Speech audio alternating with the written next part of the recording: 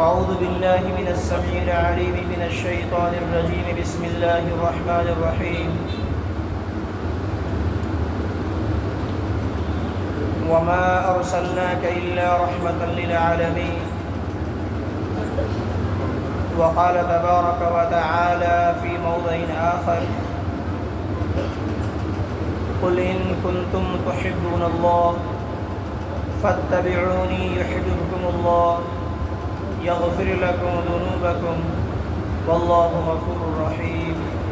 صدق الله العلي العظيم.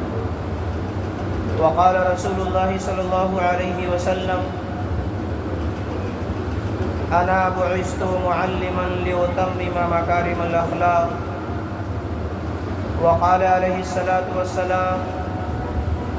يا أبا سفيان قد جئتكم بكرامة الدنيا والآخرة، كما قال عليه الصلاة والسلام. رب اشرح لي صدري ويسر لي أمري واحلل عقدة من لساني يفقهوا قولي. اللهم صل على محمد وعلى آل محمد كما صليت على إبراهيم وعلى آل إبراهيم إنك حميد مجيد. اللهم بارك على محمد وعلى آل محمد كما باركت على إبراهيم وعلى آل إبراهيم إنك حميد مجيد. بزرگان محترم، برادران اسلام، معزز اکابر حضرات علماء کرام، معزز خواتین،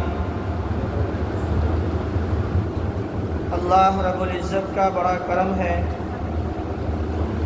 کہ اس پاک پروردگار عالم نے ہمارا آپ کو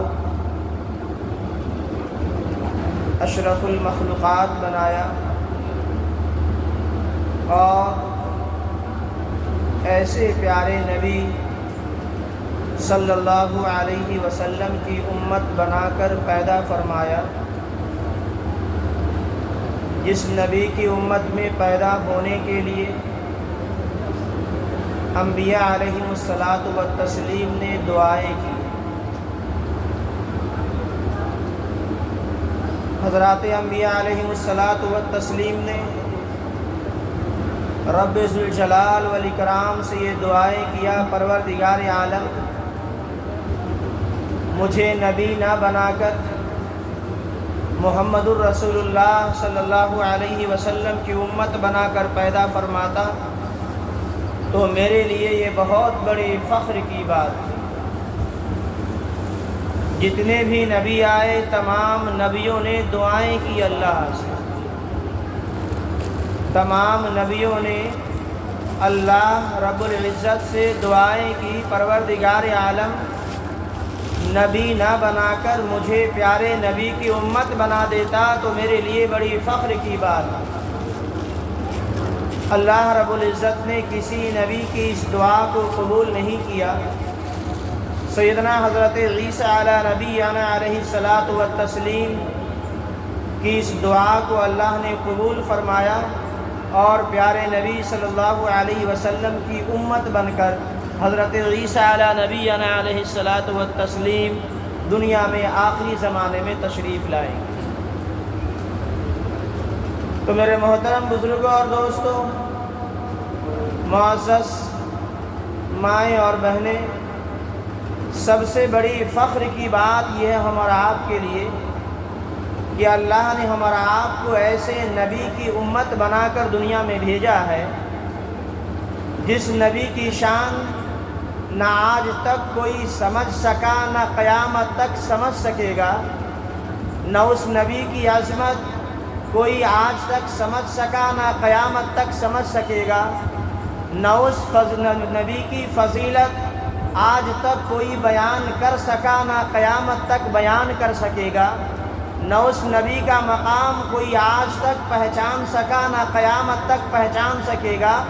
بس صرف اتنی بات یاد رکھے کہ اس نبی کے مقام کو، اس نبی کی اہمیت کو، اس نبی کی فضیلت کو، اس نبی کے درجے کو اور اس نبی کی بلندی کو صرف اللہ ہی جانتا ہے، اس لیے کہ اللہ نے خود قرآن مجید کے اندر اللہ نے اپنے حبیب علیہ السلام کی تعریف کیا ہے۔ جب اللہ رب العزت خود اپنے نبی کی تعریف فرمائے تو ہماری کیا اوقات ہے اس نبی کی شان میں لب کشائی کرنے کی۔ پھر بھی برکت حاصل کرنے کے لیے مختصر سی باتیں پیارے آقا صلی اللہ علیہ وسلم کی آپ حضرات کے سامنے پیش کرنے کی سعادت کر رہا ہوں۔ دعا فرمائیں اللہ رب العزت ہمیں صحیح بولنے کی توفیق عطا فرمائے اور اس پر ہمیں پہلے عمل کی توفیق عطا فرمائے اور آپ حضرات کو بھی اس پر عمل کی توفیق عطا فرمائے۔ میرے محترم بزرگوں اور دوستوں، ہم اور آپ بیٹھے ہیں میلاد النبی سیرت النبی صلی اللہ علیہ وسلم کے جلسے میں۔ ہمارا آپ کا جو اجتماع ہے یہ پیارے آقا صلی اللہ علیہ وسلم کی نسبت پر ہے۔ ہمارا آپ یہاں جو بیٹھے ہیں شام سے لے کر اب تک صبر و تحمل کے ساتھ، یہ صرف اور صرف پیارے نبی کی غلامیت میں، پیارے نبی کی محبت میں، پیارے نبی کے رشتے سے اور پیارے نبی کی نسبت پہ ہم اور آپ یہاں پہ بیٹھے ہوئے ہیں۔ اللہ رب العزت نے پیارے نبی صلی اللہ علیہ وسلم کو کیا مقام عطا فرمایا، بس صرف اسی سے اندازہ لگا لیجئے کہ شاعر حضرت شیخ سعدی رحمۃ اللہ علیہ نے فرمایا، بعد از خدا بزرگ تو یہ قصہ مختصر، کہ اللہ کے بعد اگر کوئی ہو سکتا ہے تو وہ صرف اور صرف ذات اقدس ہے، جناب محمد الرسول اللہ صلی اللہ علیہ وسلم۔ ہمارے آقا دنیا میں تشریف لائے، ہمارے آقا دنیا میں تشریف لائے عام بچوں کے طرح سے، جس طرح سے مائیں بچے کو پیدا کرتی ہیں، جس طرح سے ماں کے بطن سے بچہ پیدا ہوتا ہے، اس شکل میں، اس صورت میں ہمارے اور آپ کے آقا صلی اللہ علیہ وسلم کو اللہ نے دنیا میں مبعوث نہیں فرمایا، بلکہ ہمارے نبی کے آنے کی، ہمارے نبی کی آمد کی کیفیت یہ ہے۔ دنیا میں آپ دیکھ رہے ہوں گے، آپ نے سنا ہوگا، جب کوئی بچہ پیدا ہوتا کہیں تو اس کے جسم کے اوپر آلودگی ہوتی ہے، اس کے جسم کے اوپر گندگی ہوتی ہے۔ جب بچہ پیدا ہوتا ہے تو ناف اور آنتیں ماں کی ملی ہوئی ہوتی ہیں، دائی یا کوئی ڈاکٹر اسے کٹ کرتا ہے۔ جب بچہ پیدا ہوتا ہے، پیدائش کے بعد دنیا میں اس کا ختنہ کیا جاتا ہے، لیکن ہمارے نبی کی آمد کا اللہ رب العزت نے ایسا انتظام فرمایا جو حضرت بی بی آمنہ کے پاس حضرت عبد الرحمن بن عوف رضی اللہ تعالی عنہ کی والدہ محترمہ، جب اس وقت ہی وہ فرماتی ہیں کہ پیارے آقا صلی اللہ علیہ وسلم جب دنیا میں تشریف لائے تو آپ کے جسم مبارک سے خوشبو نکل رہی تھی۔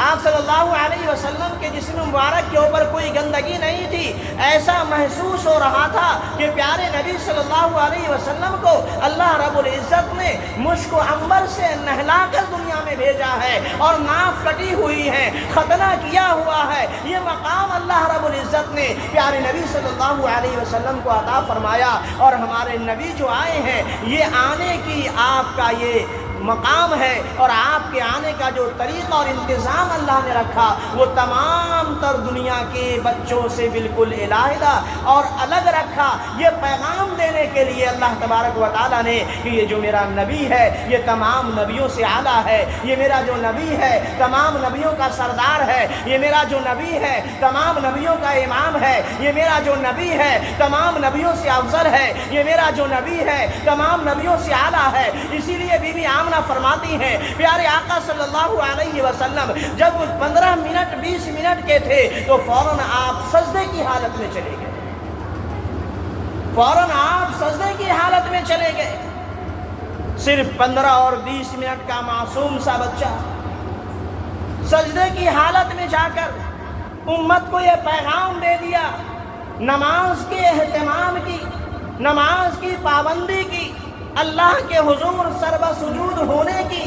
اللہ کے حضور اپنے آپ کو جھکانے کا، اللہ کے حضور لو لگانے کا یہ پیغام دے دیا۔ اور سجدے کے بعد حضرت بی بی آمنہ فرماتی ہیں کہ میرے نور نظر نے جن کا چہرہ چاند سے زیادہ چمکتا تھا وہ شہادت کی انگلی آسمان کی طرف اٹھائی، جس سے اشارہ اس بات کی طرف کرنا تھا کہ بس دنیا میں ایک کا بولی بولنے والا، ایک کے طرف بلانے والا، ساری معبودان باطلہ کو ختم کرنے والا اب آ گیا، یہ پیغام دینا تھا۔ بی بی آمنہ حیران ہو گئی، فوری طور پہ گود میں لیا۔ گود میں لینے کے بعد حضرت بی بی آمنہ نے دیکھا اچانک حجرہ مبارک کا